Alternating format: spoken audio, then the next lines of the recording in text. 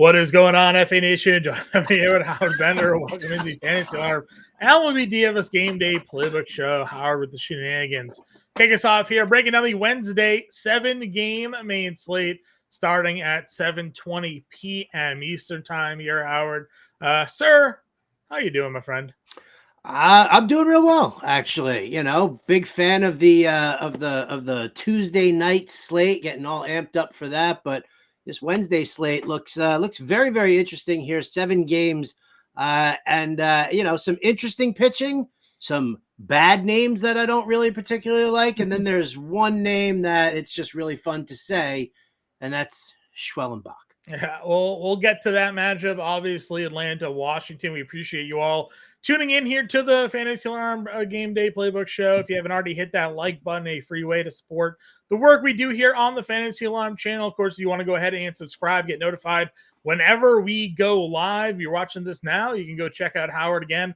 You do on the best ball draft with Coop on today, 1 p.m. Eastern Time. So you can catch Bender there with Andrew Cooper doing a live best ball draft. And again, at 4 p.m. Eastern Time, myself and or Howard and or James Grande will be on for our MLB DFS Playbook live show to break down the 7-game slate once again with all the latest news and happenings around the league.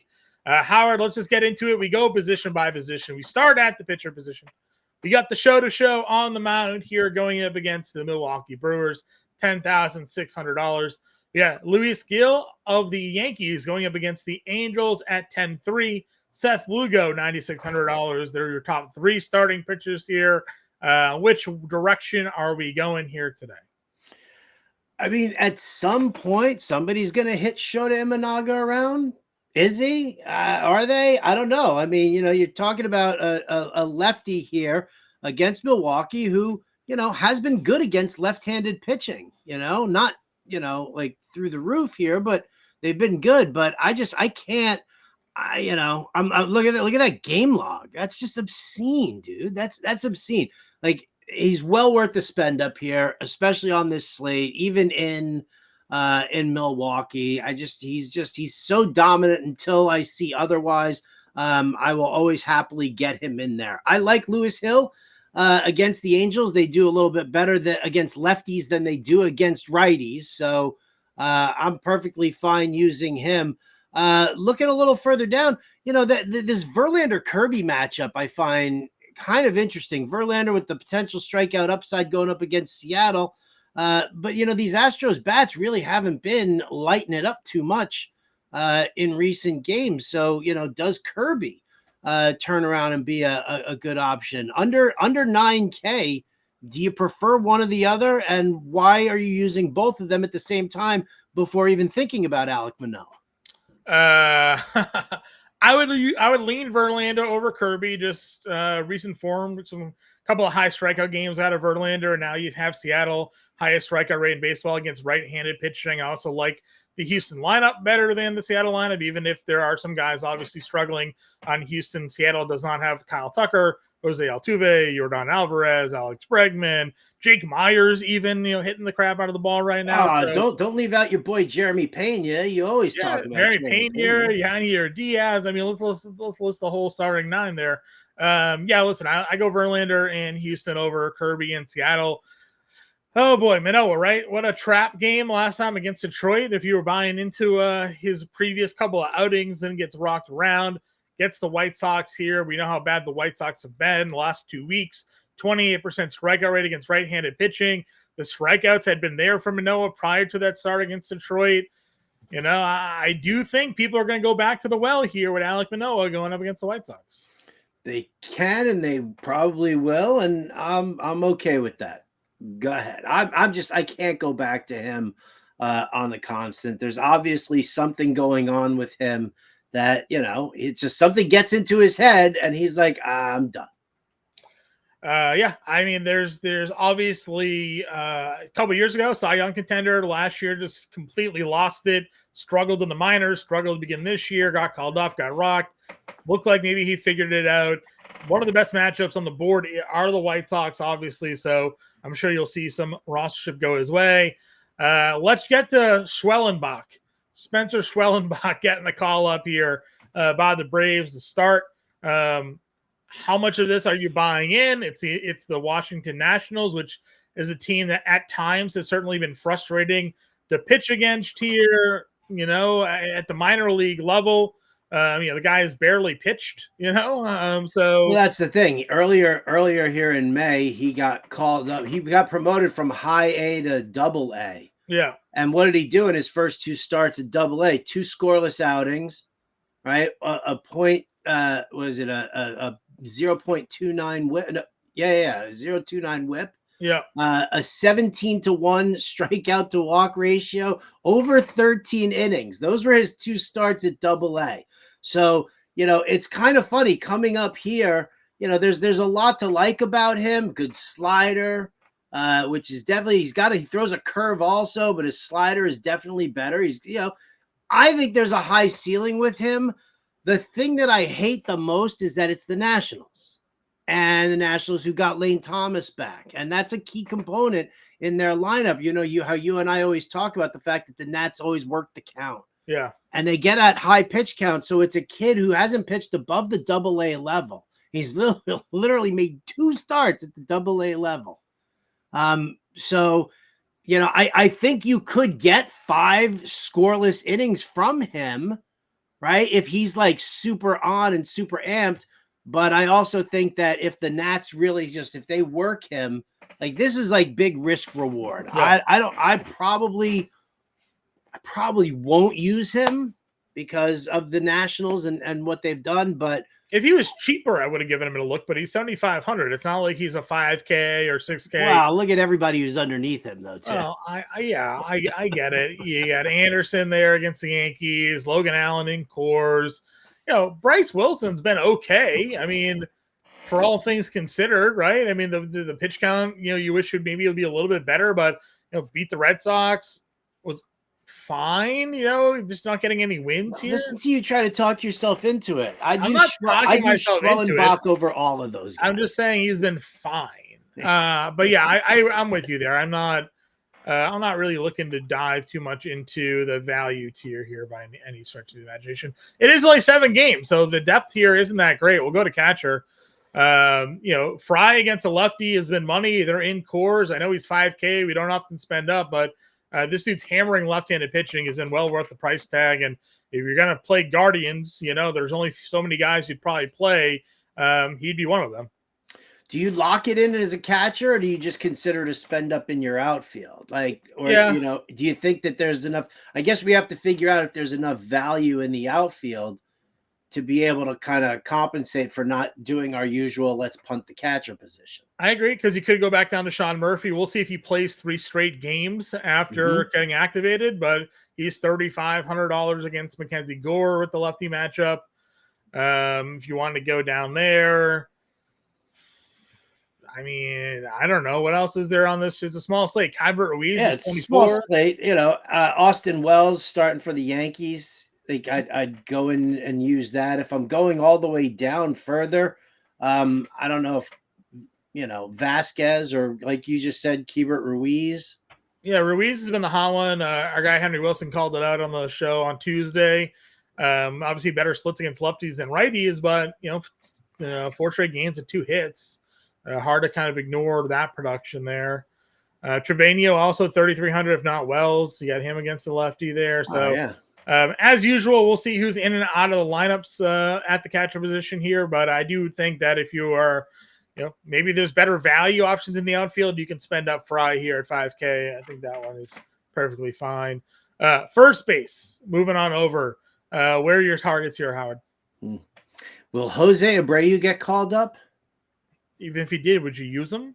It's only 3K, man. He's only 3K. No, thanks. Oh, he did get brought up. Look at that. Went 1 for 3. Good for Are you playing him, or are you just commenting that he's up? What are we doing here? First base is up at the top. All right. I mean, yes, Josh Naylor at Coors, great, right? You need something to get this dude kickstarted, right? He made the fantasy stock watch as a faller because the dude is hitting 165 for the month of May. So, it's tough to invest 5,600 just, hoping that, he's going to get a bomb. It's also lefty on lefty. So I don't even know if I want to use that. Right. Vladimir Guerrero against Chris Flexen. Yes. Sure. Thank you very much. I'd use Pascantino against Bailey Ober. Okay. Sure. I could get away with I don't really, We're gonna say Chris Bryant against Allen at 44. No, I wasn't gonna say Chris Bryant against Logan Allen, but you could go Chris Bryant against Logan Allen. Yeah, the problem here is how much cores exposure do you want? Like, what do you want to stack cores? Not really, but it is a smaller slate. So right. So, like, how many cores guys do you want in there? Not a ton. Not a ton. There's not a lot here. Listen, again, with the smaller slates, you kind of have to make some decisions. You work your way down into the mid tier. I know you mentioned Jose Abreu. Gavin Sheets against Manoah, $3,400 maybe would be an option. The problem is that there are good starting pitchers up at the first half. So a lot of the guys that we'd look to use, like Kirilloff against Lugo, Lugo's pitching too good for me to want to play Kirilloff against Lugo at $3,500. Yeah. Toglia and Montero both are trash, but it's Logan Allen and Coors. So maybe you throw a peek there. Luis Hill's too good. We're not going to go Chanel. LeMahieu versus Anderson maybe again at 3,300. Came back off the IL on Tuesday. He's back in the lineup. I don't hate that. Right, has the Tuesday game to kind of get him, his feet wet and get back into the swing of things, and then he comes out here. I don't mind that. Maybe that's your plug at 33. And until then, we'll see who else cracks the lineup here on the. Didn't you and Henry do like a 9-1-2-3 stack for the Yankees? He went very aggressive with the Yankees there. It's a funny thing for a Red Sox fan. We're just a Red Sox fan that lives out in the Northwest. So figure it all out there. Second base here. Altuve, Jimenez, Albies. You got Albies versus lefty, and Mackenzie Gore obviously has been a favorable split for us. $5,300 for him there. Davis Schneider's 44 against Flexen. If you're just out on Chris Flexen, could be an option for you. Nico Horner's 4K again against Bryce Wilson. Could go there as well.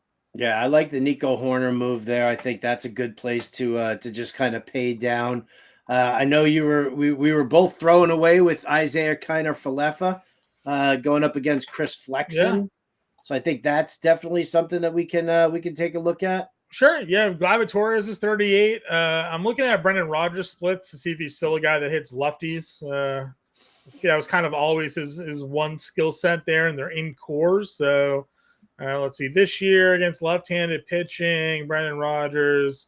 Yep, 293. Still doing it. 293 with a not a great ISO. Only 049. A couple years ago, it was over 200. So small sample size, but he's hitting almost 300 against left-handed pitching this year. If you wanted Brendan Rodgers, Gleyber, and IKF for sure at second base here.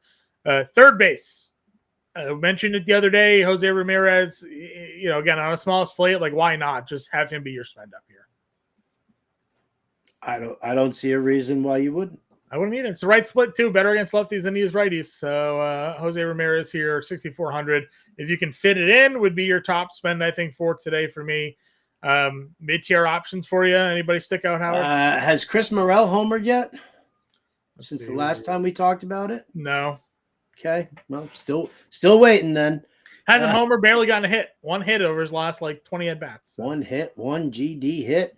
All right, listen, I think that's we can. There's really nothing down here at third. Third base is garbage. IKF 3,200. I mean, we can punt with IKF again. That's what I'm saying. I think you spend that for Ramirez. I think that's your. Yeah. I mentioned the Fly Ramirez stack. That's I think where you go here. Right? All right. Shortstop. Bobby Witt, your top price guy against Bailey Ober. Got Abrams against Schwellenbach. Schwellenbach.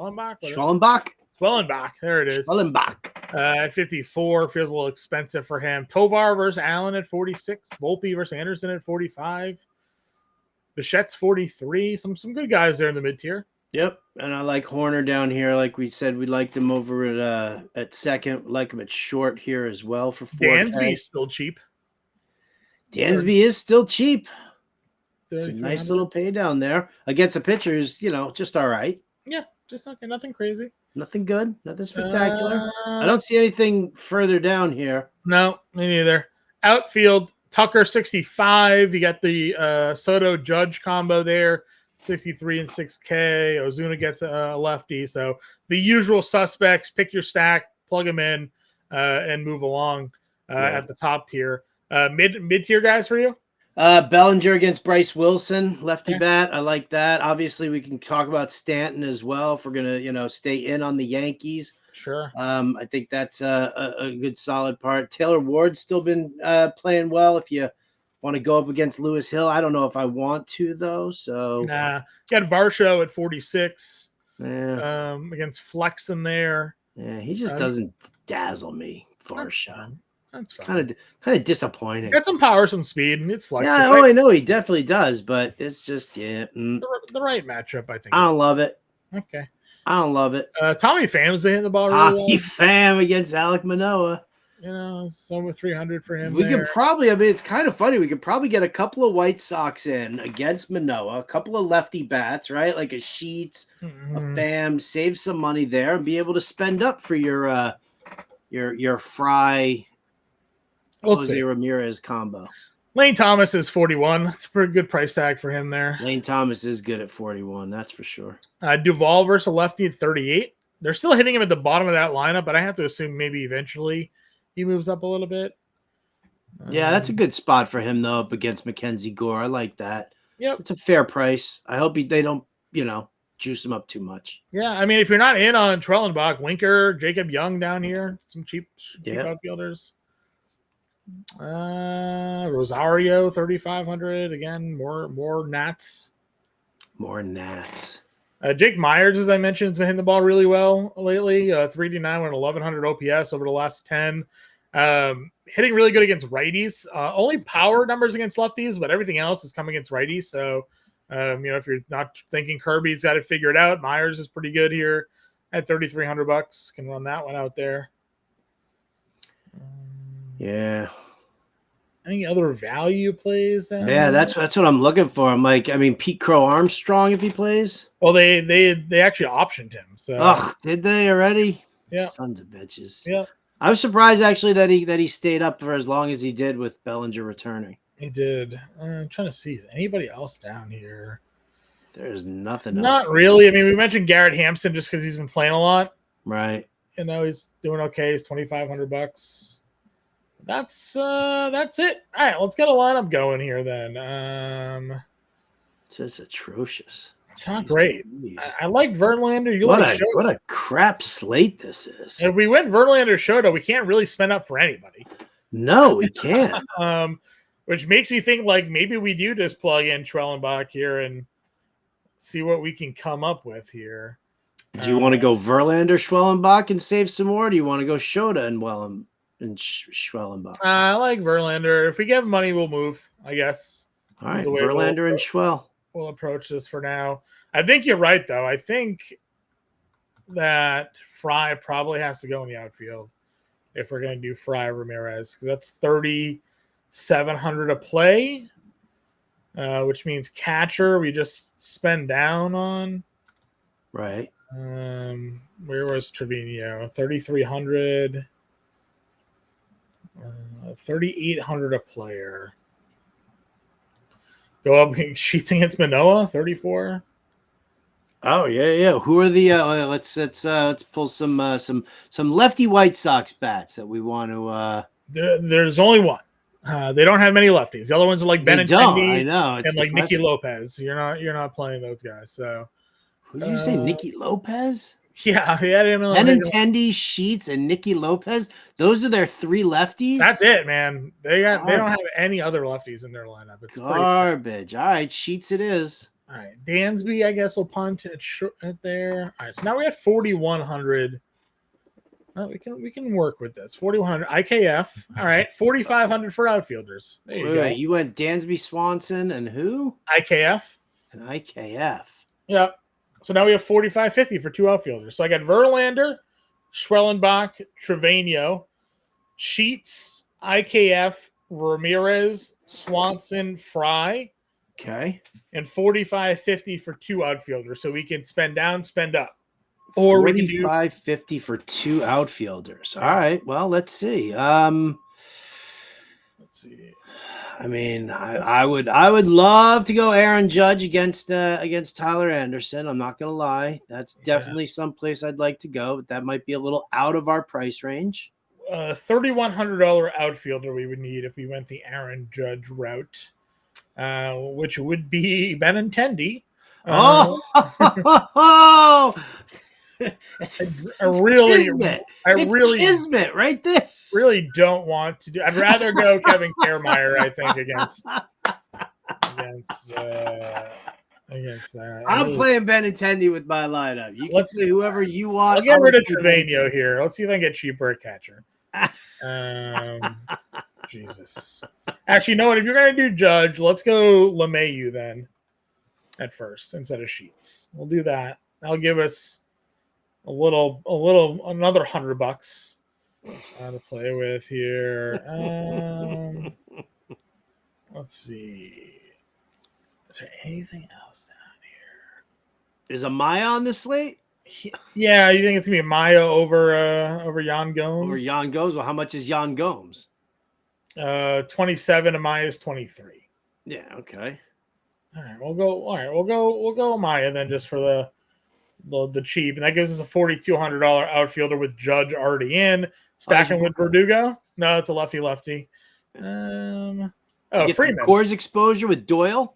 Freeman. He leads off for them against lefty. So we got Freeman, Fry, and Ramirez there. That's what we got. Look at you stacking them Guardians. I almost said the other one. Yeah. All right. So that's an example lineup. 7 games. If you're jamming Judge in there, it's not fun, but we got it done. Double spending Ramirez, Judge, and Fry. We have 3 guys over 5K in our lineup with Verlander and Schwellenbach on the mound here. Amaya, LeMahieu, IKF, Ramirez, Swanson, Fry, Judge, and Freeman. $100 left over for everybody. Again, we'll be back live here at 4 p.m. Eastern Time. We'll update you with all the latest news, weather, and lineups as it comes through for us here. Make sure you hit that like. Make sure you hit that subscribe button so you get notified when we go live. And for now, everybody, though, good luck with your pre-draft preparations here for this 7-game slate. We'll catch you later.